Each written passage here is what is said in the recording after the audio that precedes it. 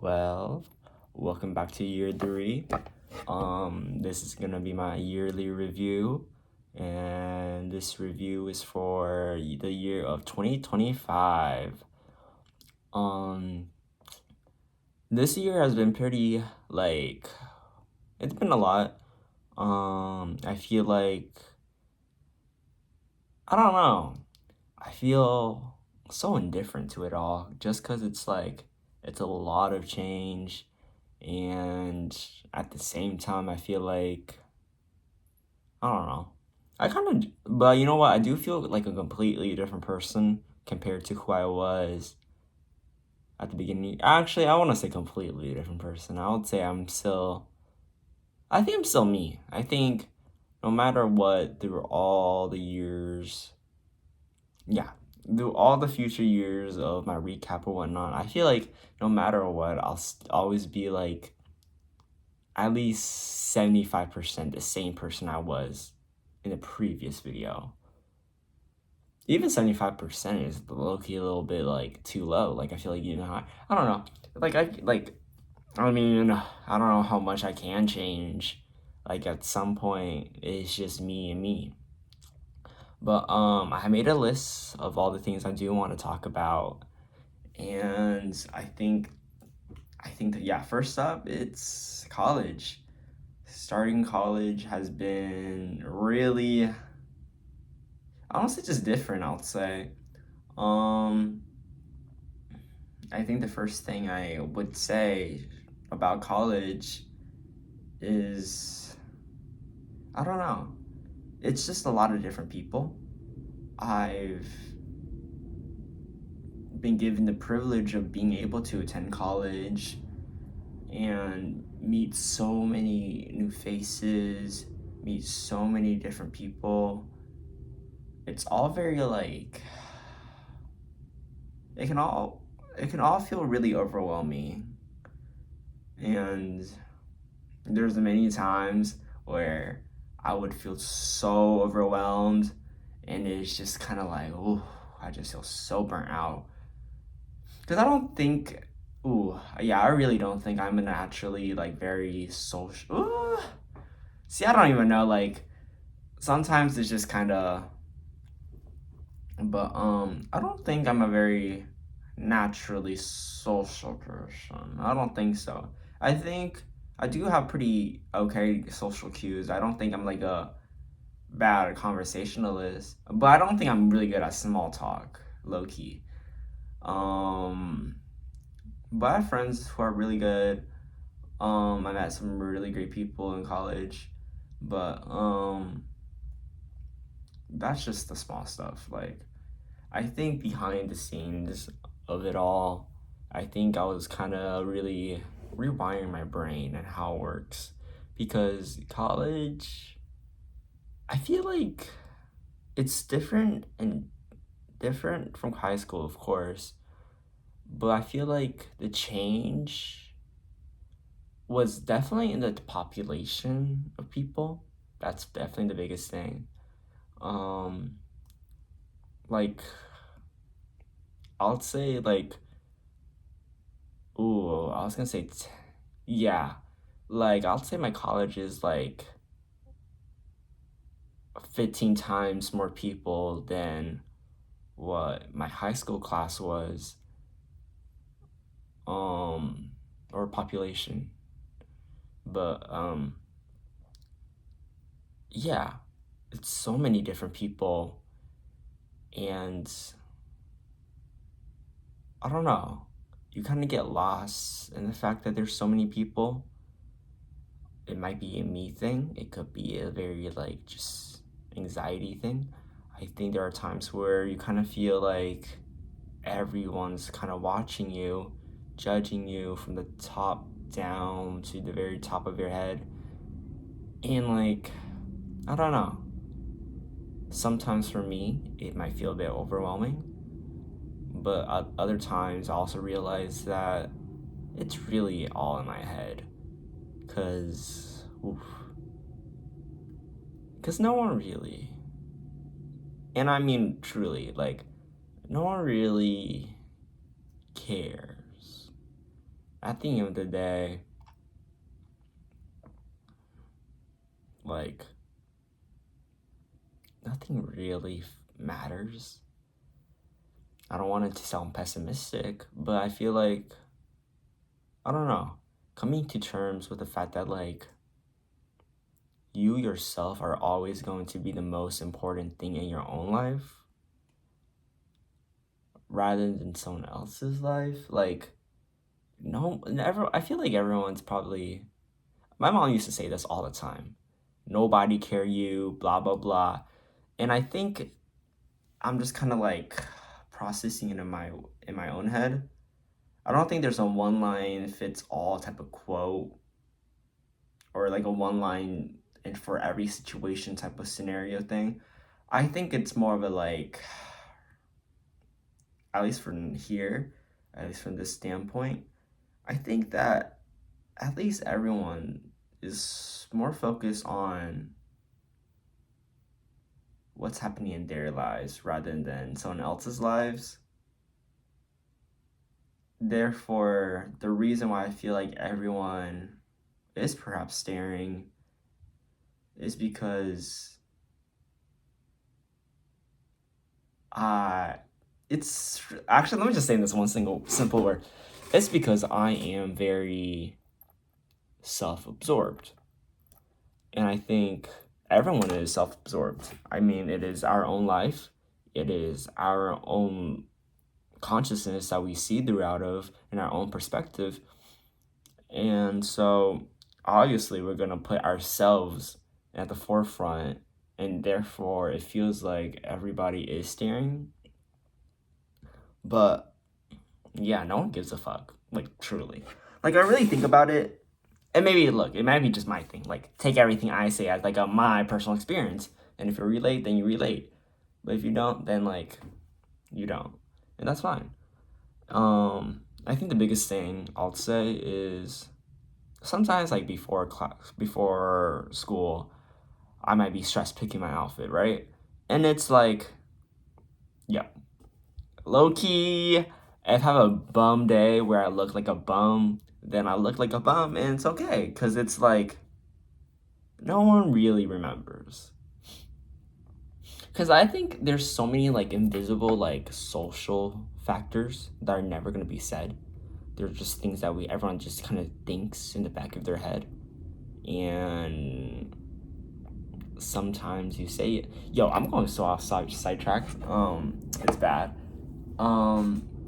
But yeah, I think the point I'm trying to get is the fact that, like, I spend a lot of time picking apart myself, how I look, how I feel, and all these little things. But at the end of the day, there's always going to be people that, of course, think about you a bit more than the others. But at a general stance, from one person out of 8 billion people, no one really cares. No one really cares about the things you wear, and no one really cares about the things you do. No one really cares about how you are, actually. And of course, there's going to be those few people around you in your life that truly do care about what's going on with you. But at the end of the day, you kind of just have yourself. And I think that's the realization I've been kind of like been very much going through it. Like, I think I've been very blessed with having a lot of friends. I've been very blessed socially. I am able to find friends in almost every class I'm in a new environment. Like, I think that is my superpower, making friends, I guess. So, like, but it's like, I'm not the most extroverted. And that's like living proof. Like, yo, going to college and then talking to my roommate, and man, my roommate's hella extroverted. He can strike up a conversation with every other person. Like I don't know how he keeps up with it, but I feel like for me, I have my limit. But even then, I still do have a pretty good time making friends, and that's the honest answer. But even with that, I still think all of us are alone. And I don't think it has to be a bad thing. I think it's just life, like just our consciousness. You ever have a conversation with someone else and it's like, are you really alive? Or like, I think as a kid, I think I said this to my mom too, like, what if I'm the only real person and everyone else is fake? You know what I mean? But that's just like self-absorbed, self-centered, narcissistic mindset. And you just kind of grow out of it once you're like older, because I think you meet more people as you get older and you have more experiences and you realize, yo, you're not unique. You're not any. Ooh, that's bad to say. Don't get that to your heart. But yeah, I think that's the point I'm trying to make. It's just we're so small in this big world, and that's why.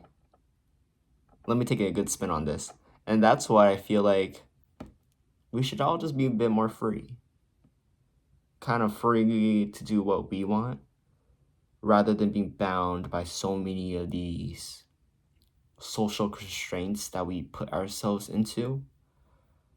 I have a thing where like I'm scared to kind of fully repeat outfits every day. Well, I'm not repeating outfits every day, but I think I'm repeating some of my outfits often. And sometimes thinking like, ooh, what if someone remembers that on Monday I wore these pants and now I'm wearing these pants again on a Wednesday or a Friday or something like that. And it's like, I mean, yeah, someone will remember, maybe at best. Because honestly, maybe I'm very self centered, but I don't think I remember anyone else's outfits unless they wear like every day, back to back, back, back. Like, their signature like hoodie or signature like sweater or something like that. And I think I have my own signature like jackets and stuff like that. But even then, like, I feel like, I don't know, like, I don't really remember other people's pants or something like that. But you know what? I think that's just how I perceive it. I think there's probably people with good memory that can really remember what you wear or blah blah blah. But even then, it's just like I don't know. It's just why do I stress myself with such nonsensical things as repeating an outfit? Why do I waste my time stressing about it? And the answer truly is simple. It's just I think I'm afraid to be perceived as an outfit repeater. Um And like at the end of the day, that title doesn't mean anything. It really doesn't. And I think the deeper I look down to it, I think it stems from me just wanting to be liked and accepted by everyone. Um, I don't know. I think I have a tendency to people please, but like low key, like who doesn't? Like I don't know. Maybe it's a cancer thing. Maybe it's I don't know. Maybe it's just a me thing. But I mean, it's just let me change up the topic. Let me actually go to the list I was talking about instead of just rambling. Um I mean, yeah, we can build off of that. I think one of the biggest things I've realized in college is I have insecurities, but the thing is everyone like the whole earlier thing I said about how everyone is going living life through one perspective, which is their own. So when I stand here and think about my insecurity, and then I'm scared about what other people are thinking, it's very irrational. And that's the best way I can put it. A lot of my self consciousness comes from very irrational thoughts. And look, I think there is some basis to what I say.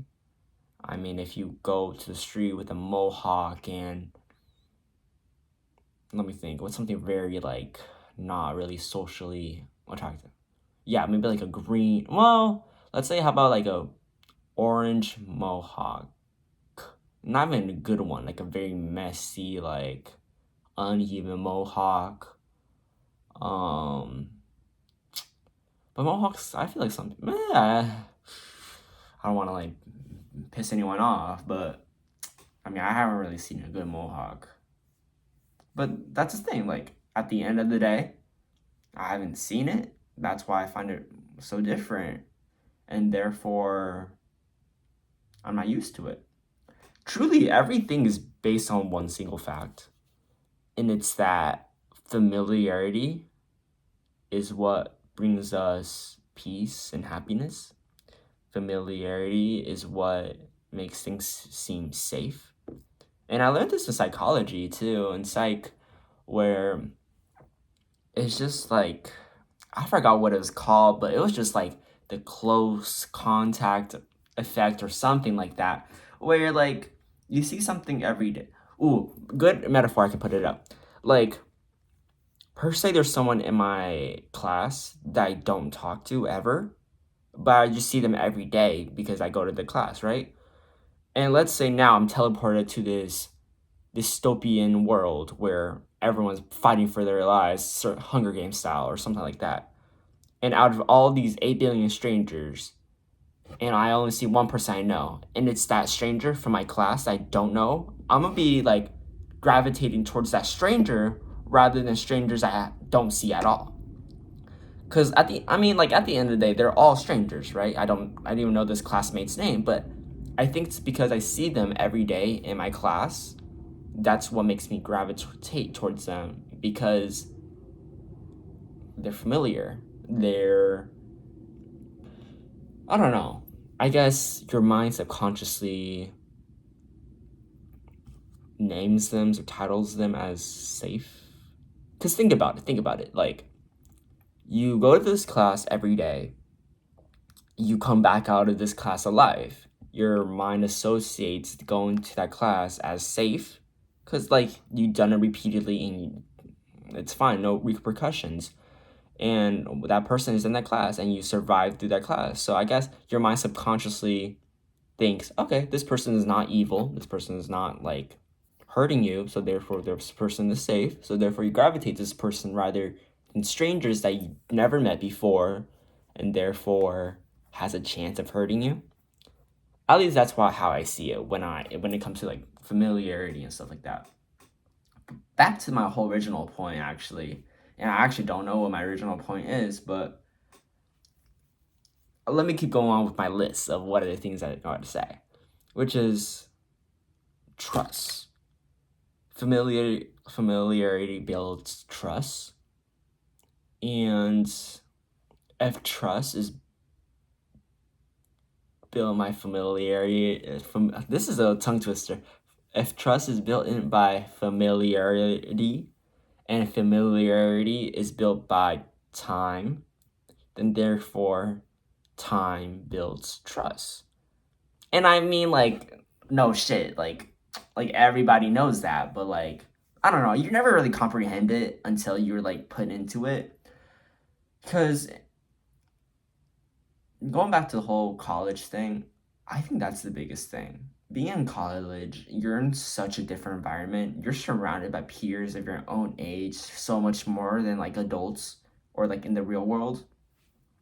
So it feels like, I don't know, you become close with everyone really fast.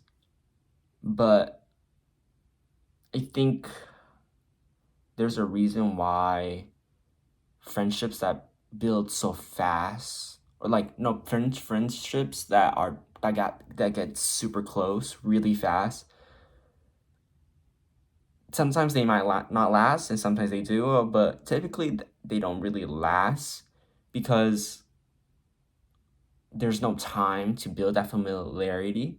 And I think with enough effort, yo, I need to change it from topic to topic. Like my train of thought is really out of the place. But one thing I will say, I think anyone in this world can really be your soulmate. That's a belief I have. I don't think you meet your soulmate. I think you make your soulmate. And I think,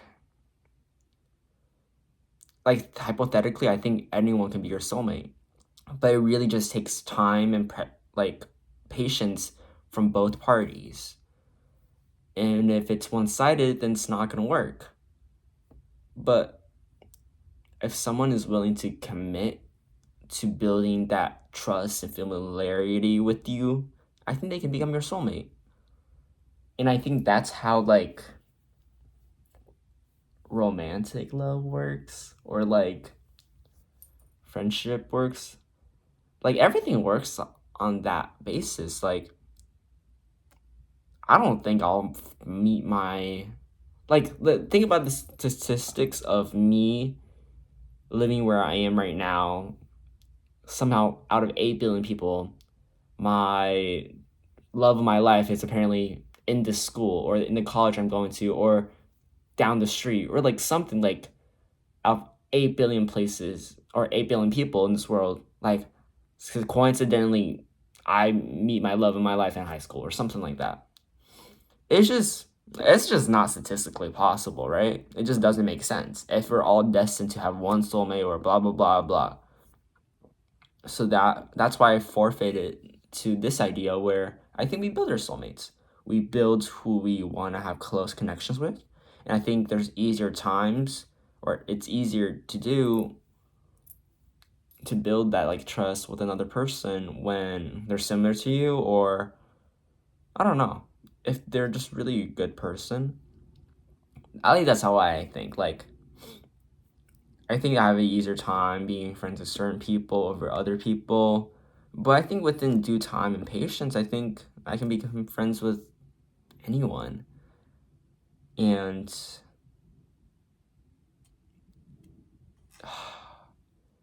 I think it's what you really need is just time. Time to learn, time to grow, time to heal. Time really is the one factor that we have that keeps everything consistent. Time moves forward even if we're not ready. Time moves forward even when we are. Like, time keeps going. And it's a scary thought, but one that we need to accept. With that, let's talk about our next points. I should probably go back to finish this one though. Insecurities. Like I said, I think I have a multitude of insecurities. I think all of these insecurities stem from different places, different sources, different ways they affect me. But I think one thing I really know or recognize is that I think we kind of focus a lot on our insecurities. And when we focus a lot in our insecurities, I think we miss seeing the bigger picture. I don't know if it's a problem for me, and I don't think it's my only problem. Or, let alone, I better just say this. I don't think I'm the only one that feels this way, but I think there are times where I do get very lost in my insecurities, where I just feel like, yo, I'm so unlovable. I am so unlovable because of this attribute of mine. And I think when you focus so much on this one part that's like bugging you down, it puts you in a bad mindset, and therefore you're gonna just keep spiraling, and you're just gonna feel like dog water by the end. And I think the best way to escape that is to not be so self-centered. That's the best way I can put it. I think the most confident people are also the ones that are the most confident in themselves and who they are, regardless of other people's perceptions. Confidence is built by what's within, because when you're so insecure, insecurity really comes from just how you're perceived by other people, at least most of the time. So when you're not as focused on what other people think, you become more confident. Wow, I'm just saying stuff that like, I don't know, I'm just saying stuff that like, that's already been known. But I don't know, I think that's the thing I've been relearning. I think I have a big insecurity with my hair. I think I'm very scared of going bald one day. My dad has the gene, my grandpa has the gene, and I think my mom's side has the gene for men balding. And I'm very scared in my future that I'm going to be bald. And I think because I'm so scared or have such an insecurity with my hair, that's what I tend to focus in other people. I tend to, yeah, that's what I do, I think. I have a habit of like kind of looking at other people's hair and thinking like, damn, he got a full head of hair. That's not gonna be me. Like, and I think it sometimes consumes me. I'm like, damn, what if I can't find the love of my life and then I'm bald? Now I can't find my love of my life even more. Like, it's even harder now. But it's just like, yo, I need to take a step back from the situation and look at the bigger picture. Cause there's some fine looking ass bald people, specifically like, I don't know, like all of it. It's just so meaningless for me to stress about it. And like I assume I'm gonna keep stressing about it. I'm gonna keep stressing about losing my hair. But I mean, hey, at least I recognize it now. I don't think self-aware necessarily equates to solving an issue, but I mean it's definitely a step. But I mean, I think I'm gonna always have an insecurity in my life, whether it stays my hair or stays into something else. I mean, my old insecurities used to be my acne, used to be this mole on my forehead, used to be so many different things, and I assume it's gonna keep changing for the rest of my life. But regardless, it's just it makes you lose the big picture. It makes you think irrationally. It makes you just feel. It just makes everything seem bigger when it really shouldn't. It makes the unimportant stuff seem bigger than the stuff that is important. I think one of the biggest things that has kept me going this year is gratefulness. To be grateful for the things I do have. To be grateful for my own privacy, my own room at home. To have a home in general, to have a bed that's comfortable, to have these fairy lights I got from TikTok shop, to just sit on this chair and just talk to myself, to talk to a phone screen. The privilege of just being alive and here, being safe, to have food. It's just like, why am I so focused on this insecurity of mine that all these good things drown me out? And I just make myself miserable.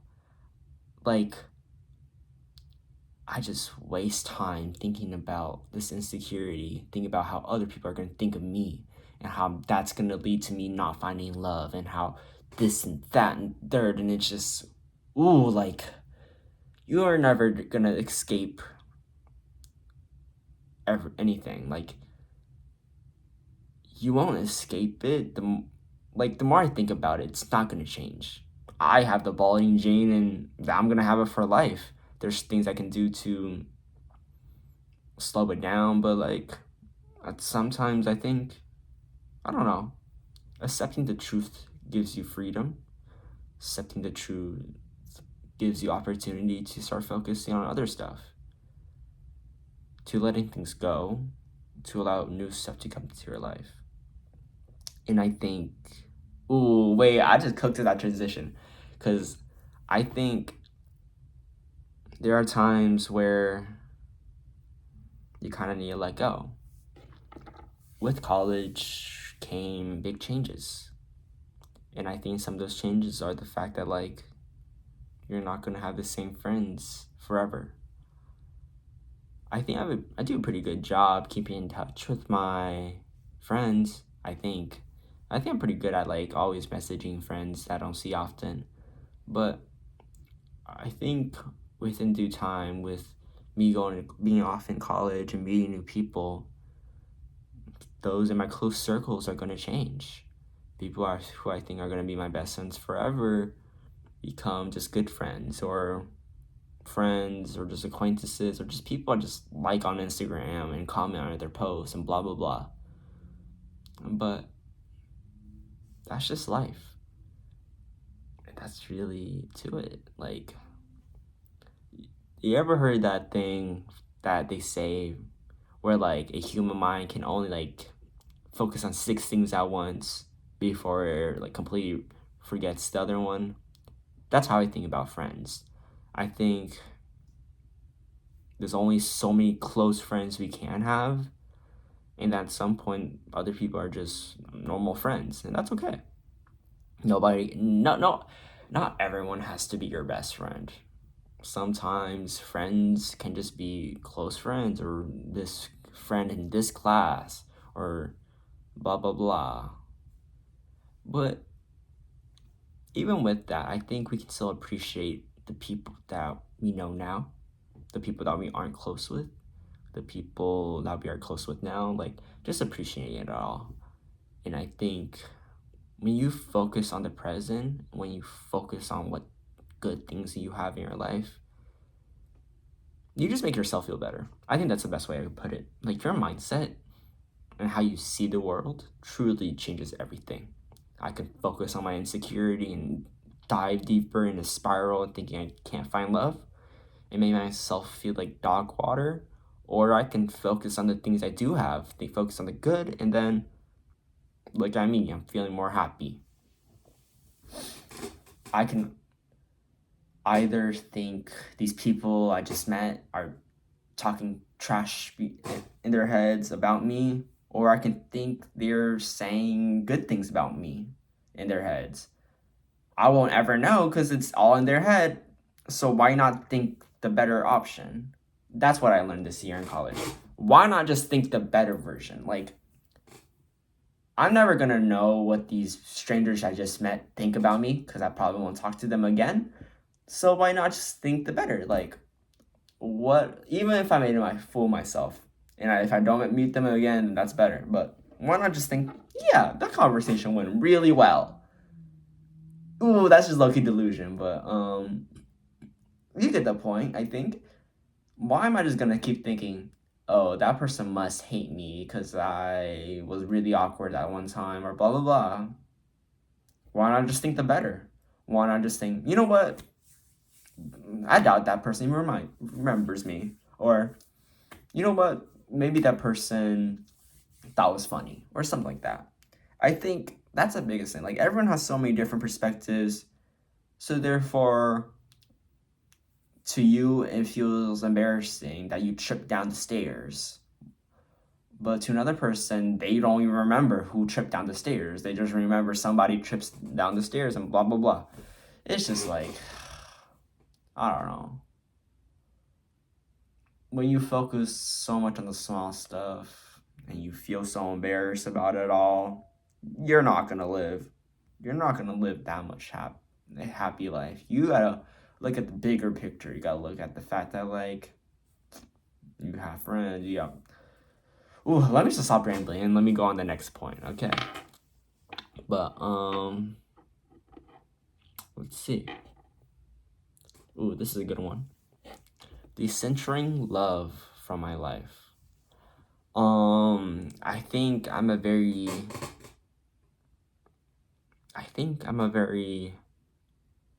romance-driven person. maybe it's because I'd grown up watching TV shows or movies that had love and romance be the main genre, and therefore, like, love seems to fix everything. And being a gay guy, an Asian one at that, in a southern state, that's not a very classy combo. But even then, I don't think I don't think I'm super afraid of never finding the love of my life or whatnot. Like low key for me, I think I want to like eventually grow up and settle down and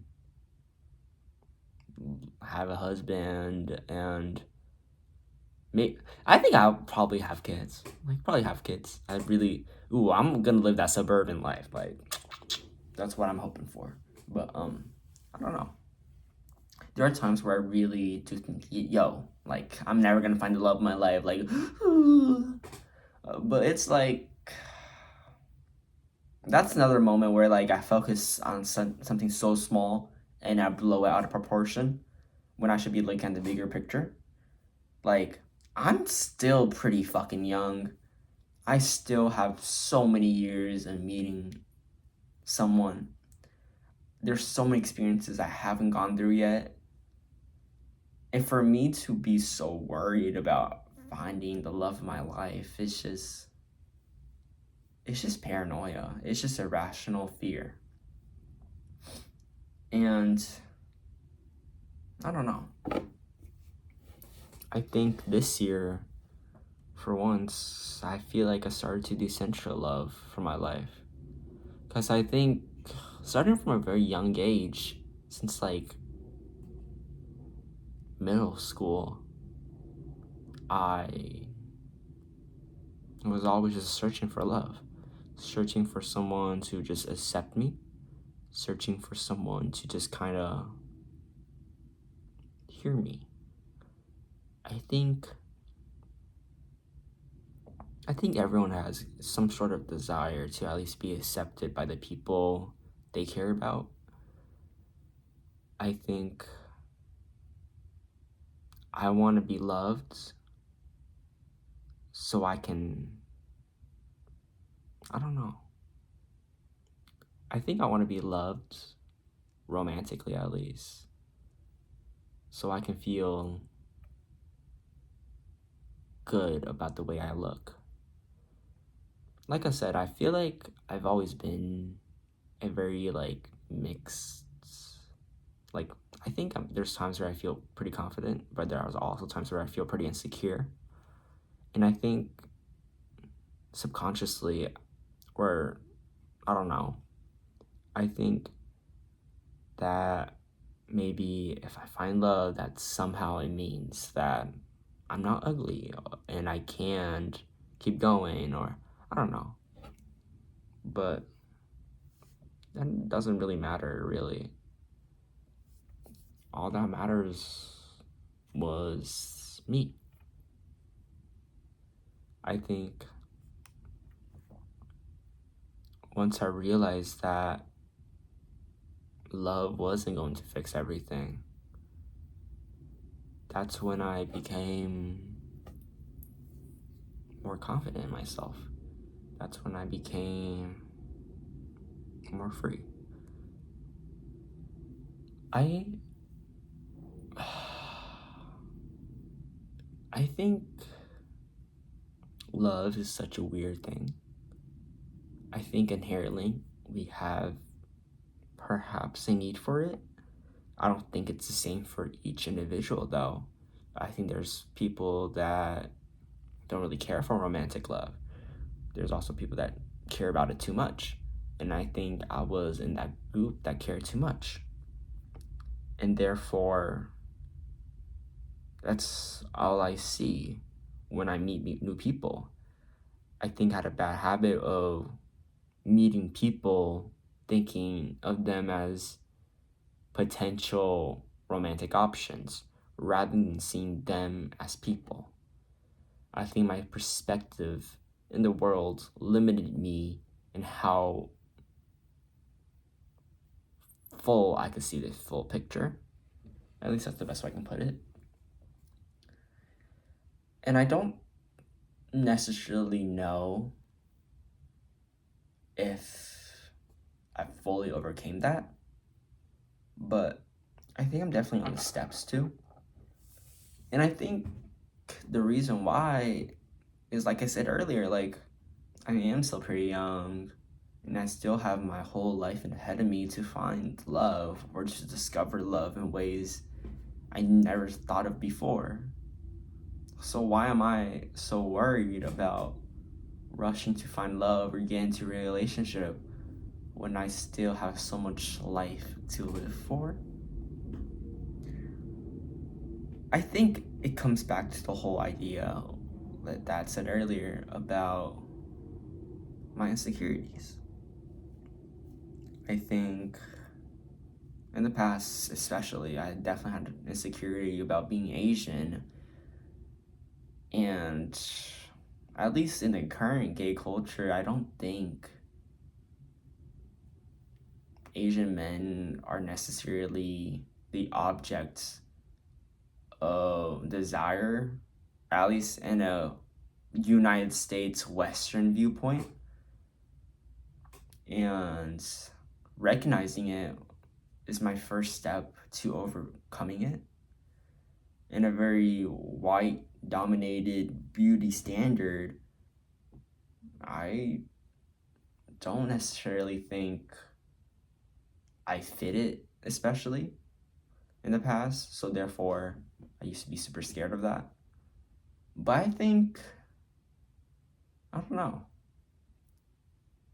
I think you just gotta give more grace to the world.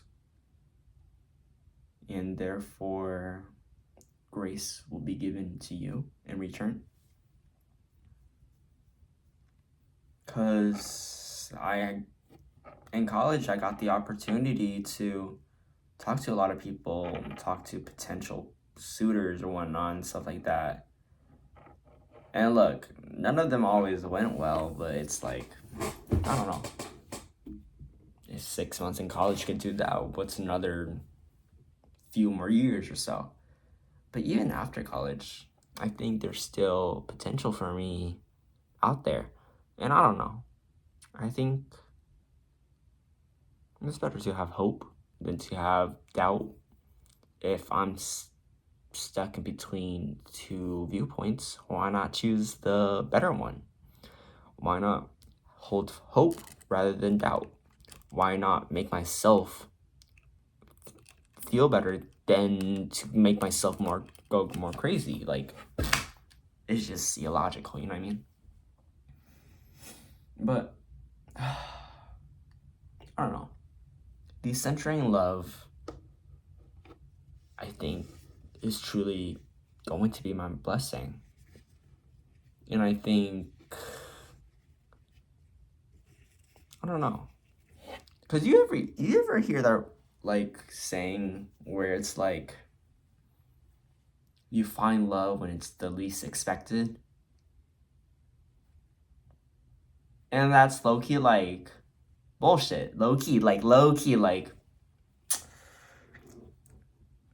cause at the end of the day,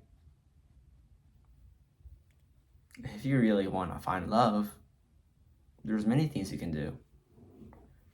And one of them is definitely going out and downloading like dating apps and blah blah blah. Like, I don't know. There's definitely ways out there. There's no point in me being so stressed and worried about finding love right now, like blah blah blah. Like, I think I just need to like take a breather and just slow down and realize I still need to live first before rushing all the way to find love. But you know what? Hey, if it comes my way, then it comes my way, and I'm not gonna like turn it down. But I don't know. I think for first time in a long time, I feel pretty good about the fact that, like, I don't have a partner or being single or something like that. I was gonna say alone, but that's really not the case. Because I am very blessed with having so many friends. And I think I often overlook it. I focus on so many bad aspects. I think about the fact that I don't have that many romantic prospects, and then that just brings me down. Rather than when I could have been just focusing on the good prospects, the fact that I do have so much platonic love between me and my friends, and it's just like I can make myself feel so much more happy once I just realize what I do have. And that's yo, there's definitely a lesson in this video, which is definitely just focusing on the good. Like, let's be grateful more. I think next year, let's move on to the next section. Our next section is about the hopes for the new year. And I think for the new year, I think everyone should be more grateful for the things we do have. Cause I mean, why not? Like, being grateful allows you to be more present with what you're doing right now. I'm grateful for the fact that I have clothes. I'm grateful for the fact that I have a phone. Grateful that I have a computer. I'm grateful for so many things. And yeah, my brain wants to just swallow and focus on the stuff I don't have. I don't have a $3 million mansion house. I don't have every video game in the world. I can think about all the stuff I don't have and make myself feel bad, or I can think about the stuff I do have and feel better. That's the lesson. Feel good by being grateful. Take a second out of your day right before you go to bed or in the morning. Just think about all the things you do have and the things you're grateful for, and you're gonna feel so much better. That's my lesson, Brad. But let's continue this list that I've been jumping between back and forth. Oh yeah, I think I want next year to be another year that I continue to build my confidence in myself, confidence in the people around me, and confidence for the future. I think I have a tendency to very much underestimate a lot of my potential, but I think that's more of like a safety thing. I tend to very much underestimate my academic grades. Oh, that's like not every time, there's sometimes. Like, there's many times where I underestimate the grade I'm gonna get, and then I get a higher grade. That's actually a lie, because there's very many times where I think I did super well on a test and I flopped really bad. But I mean, one good thing was that I got a 93 on my final chem exam, and I really thought I got like 20 out of 60 questions wrong. So the fact that I ended up with an A in that class was like, I need to stop doubting myself, because, like, you know what? Like, I was working through these, like, these answers and questions, like, boom, boom, boom, boom, boom. But the girl, right before the exam started, this girl beside me talking about some, yeah, the chem department is really hard. They trick you with, like, fake answers on the multiple choice, so you circle an answer and you think you're right when it's in reality wrong. That got stuck to my head so bad that I thought every question or answer I put down was wrong, because it was all in the multiple choice thing. Because it's like, man, like, I don't know. Give yourself more confidence. But there's always going to be times where you're going to over believe what you can do. Because obviously I can't fucking score 100. Well, maybe if I study hard, or score 100 to save my grade or something like that. But I would never put myself in that situation, actually, because I would never. I forgot that point I was gonna make. Never mind that, low key. But yeah, I want to continue to build my confidence, and I think this year was actually a really good time for me to build my confidence. Um, Let me think. This year, well, last year too. Last year, I dyed my hair multitude of colors. I first bleached it, and then during October last year, I was rocking a calico hairstyle with black, blonde, yellow, and red. And like, I think during that time, I kind of felt a bit insecure about that hair because it was like so out there and like, ooh, like everyone was gonna see. But like, man, looking back on that hair is like, damn, I looked good with that calico hair. Man, I wish I took more pictures with it and posted it. Like, and it's just like, you really don't see the things you miss until you lose them. But I don't know. Just putting yourself out there, being more seen, having confidence to be seen, having the confidence to be the first person to stand up, be the first person that presents in a class. Put yourself in positions that is going to expand your perspective. Aim for experiences and lessons learned rather than things gained. I think that's the way I can put it.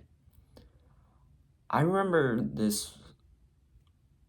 Oh, I probably told me the story so many times actually, but I remember this one gay frat party I went to, and I was having fun with dancing with my friends, but there was this guy that oh, this is such a funny story.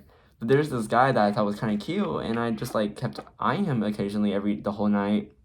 And by the end, I had the balls to finally go up and like ask the guy to dance. Um, it took a lot out of me. It took a good few hours of just me trying to hype myself up, trying to very much like convince myself like, yo, I gotta do this and blah blah blah. And you know what? I did it. And guess what? That man gave me a weird ass stare, and then I was like, ooh, let me walk away. Cause it was a really awkward experience. But you know what? If I was in that position again, I'll probably still do it. Like, I think of like, even though it wasn't like some magical moment or blah blah blah or somehow I found my love or blah blah blah. It was just the fact that like this is the first time I've ever really been so upfront with someone. Like, I think the person I want to be is someone that has the confidence just to go up to someone and be like, hey, I think you're really cute. Could I take you out for coffee? Take you out? Can I give you my number? Of course, I'm not gonna say that directly. Well, maybe one day. But I don't know. That's the person I want to become. And to first become that person, I need to build up my confidence. And throughout the whole entire year, I've been doing small little things. I think this year during the summer, I actually DM'd someone, shot my shot with someone that I thought was fine. Didn't work out, but you know what? That's fine. Because it was still a lesson learned and more experience. And I think there's a couple, maybe one or two more times of where I shot my shot. And you know what? Even though none of those go well, I don't know. I don't think I would ever change what I did. Because at the end of the day, it's all for me. I took my chance. And if it went well, then boom, I just landed myself in a potential relationship. And if it didn't, nothing happened. Nothing really happened. Because you know why? Because I still have the bed at home. I still have the privilege to go to college. I still have the privilege of having so many friends, to have food, to have such a good life. I could focus on the rejection and focus on the fact that, like, maybe I wasn't good looking enough. Maybe I said something weird, or maybe I should have said this and that. But it didn't matter. Because I am very blessed in all these other aspects. So I don't think one downturn should really stop me from keep going. And I wouldn't even say it's a downturn. Like, even though it's a rejection, it's one step closer for me to become the person I want to be. I did all that I did because it was all for me. Whether it meant getting experience of being more direct with my feelings, or it meant having a harder conversation, or it meant putting myself out there to be seen, to be judged, to be ridiculed, and coming out of it alive. Because just like I said earlier with the familiarity, the more times you get rejected, the easier it gets to handle that rejection because you're just so used to it. And at some point, one of those rejections won't be a rejection. It will be an acceptance. And that acceptance could be really fulfilling. At least that's how I see it. And in the case of the relationship, that means getting into relationship. Like, for 2026, I'm hoping to build my confidence up more, to have the courage to keep going, keep going, asking for guys out, I guess. That's the lesson I've been telling myself, but that's regardless of the point. It's just the fact that, like, the status quo does not change. So why not go for the scary thing that perhaps can change it for the better? Because, like I said, with the whole little dating thing, like, even though they rejected me, I'm still going the same path as I did if I perhaps didn't confess, if I didn't say anything. But I would have been just left with the feelings of what if? And I would still need to go through the same barriers of confessing to find my next suitor or whatnot. But at least next time will be easier because I did confess. And I'm used to the feeling of rejection or blah, blah, blah. I don't know. Practice builds experience. That's the best way I can put it. But yeah, that's how I've been feeling. I think, let's see. All right, I think we're basically nearing the end. I low-key just rambled back and forth, and somehow, some way, sometimes the things I said kind of connected. And I like that. I like some of the things had actual meaning. But if it didn't, at least a good little time waster, at least. But, yeah, some smaller things for 2026. I want to be more body healthy. I wrote this down, but look, I can start doing it now any day. But I definitely want to, like, give myself more chances to stretch, go outside, do 5 jumping jacks right as I wake up. I don't know, something small. Because, like, I'm no longer gonna be this young forever, but these small little changes can make life when I'm older way easier. because the more I move my knees, the more usable they are once I'm older. But if I just keep sitting down for 12 hours straight, my knees are not going to be good. So next year, I'm going to give myself more stretch breaks, like dead ass stand up from a good like 3 hour game session, stretch, do like 20 push ups, do 10 little jumpy jacks, like something to just move my joints, move my body, keep the blood flowing. You know what I mean? Keep yourself body healthy. That's my thing. And definitely focus more on eating more fiber because I think my stomach is catching up to me and I don't think I can eat like a dog anymore and eat like crap. I need to start eating more vegetables and eating more healthy and not overeat because I think I have a bad tendency to do that.